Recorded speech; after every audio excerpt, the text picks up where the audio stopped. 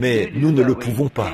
Un ministre est venu en vitesse ce matin. Il souffrait de dépression nerveuse. Il était en train de craquer. Un brave homme. En fait, il était surmené. Il a essayé de se lever. Sa petite fille était dans la pièce. Elle s'est mise à tournoyer. Elle portait un petit pyjama rouge. Il a dit que la dernière chose dont il se souvient, c'est un petit point rouge qui tournait comme ça. Il a perdu connaissance, voyez, et on l'a donc amené d'urgence. Là, c'est simplement un excès de travail, voyez-vous.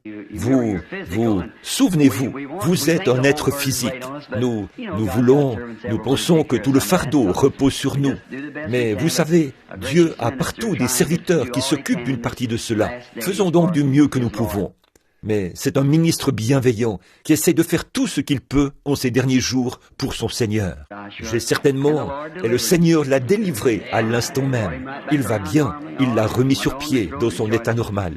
Il va très bien, il s'en est allé tout joyeux. Et quelque chose de glorieux s'est produit aujourd'hui. Je ne veux pas commencer à parler de ces choses, mais... Vous savez, j'ai parlé à ma femme. J'ai dit, quelqu'un viendra là. Ce sera un homme petit de taille et corpulent, aux cheveux noirs et aux yeux noirs. Il lira cet écriteau et se mettra à... Mais appelle-le, tu vois. J'ai dit, en fait, le Seigneur a un message pour lui. J'ai pris la Bible et je l'ai ouverte. Puis j'ai dit, je vais mettre ces repères ici pour que tu vois que c'est exactement ce que le Seigneur veut qu'il fasse. Il y a 8 ans, un Polonais qui venait de la Pologne, qui avait été élevé en Pologne. Lors d'une réunion, il est monté sur l'estrade et on lui a dit, ou plutôt le Saint-Esprit l'a regardé et lui a parlé en ces termes. Vous êtes simplement confus. C'est ce que... Il se disait que c'était moi qui le lui avais dit, mais c'est le Saint-Esprit qui le lui avait dit. Cela est resté dans son esprit pendant tout ce temps et ça l'a finalement conduit de Kansas City jusqu'ici hier soir. Et là, il était vraiment confus quand il a entendu parler du baptême d'eau. Il est allé à son hôtel et le Saint-Esprit lui a dit « Lève-toi maintenant et va là-bas ». Quelqu'un a voulu venir avec lui, mais il a refusé, puisque dans la vision, il était venu seul. Voyez? Et alors, par courtoisie, après avoir lu l'écriteau, il s'est mis à rebrousser chemin. Ma femme l'a appelé et je suis allé à la porte. J'ai dit « C'est lui, fais-le entrer ». Il a dit « Que dois-je faire ?» Après l'avoir saisi, il a dit « Maintenant, je le vois ».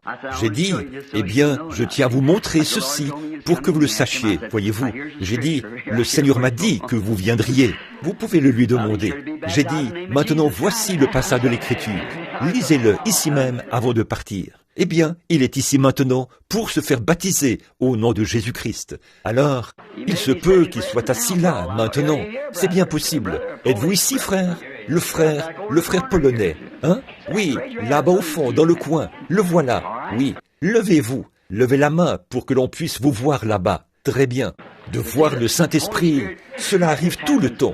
Beaucoup de gens pensent que les visions se produisent seulement sur l'estrade. Oh, ce n'en est même pas le commencement. Qu'en dites-vous, frère Léo? Cela se produit partout, voyez? Ici, ce qui se produit, c'est la partie mineure de cela. C'est juste une toute petite partie qui se produit ici. Là, dehors, cela se produit jour et nuit, voyez-vous? Oui.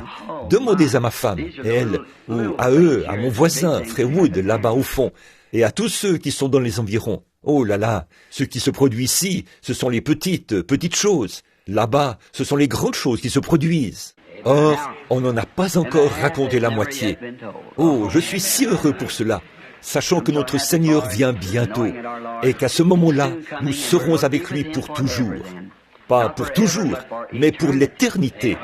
Pour l'éternité. Maintenant, si le Seigneur le veut, je crois que c'est le 18, dimanche de la semaine prochaine.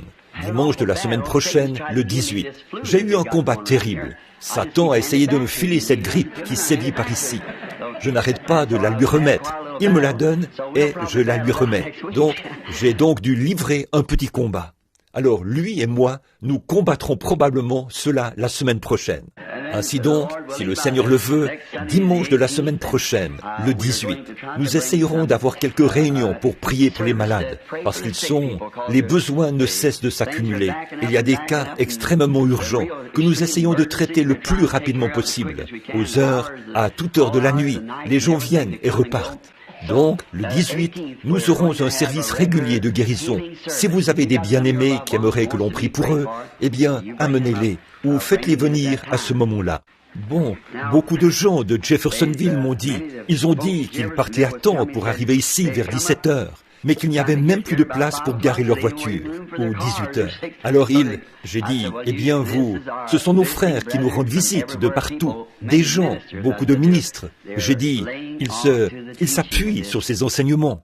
Nous essayons simplement de toucher les points principaux, et un peu plus tard, eh bien, nous les mettrons sous forme de livres, pour que vous puissiez lire cela, et on y fera un peu d'ajout, parce que le soir, vous avez remarqué que ces derniers soirs, j'ai essayé de ménager ma voix, voyez-vous, c'est à cause de ce grand point culminant, c'est ce que je veux voir, là où la révélation de Christ sera faite pour cet âge-ci, voyez, voir ce qu'il en est. Et maintenant, avant que nous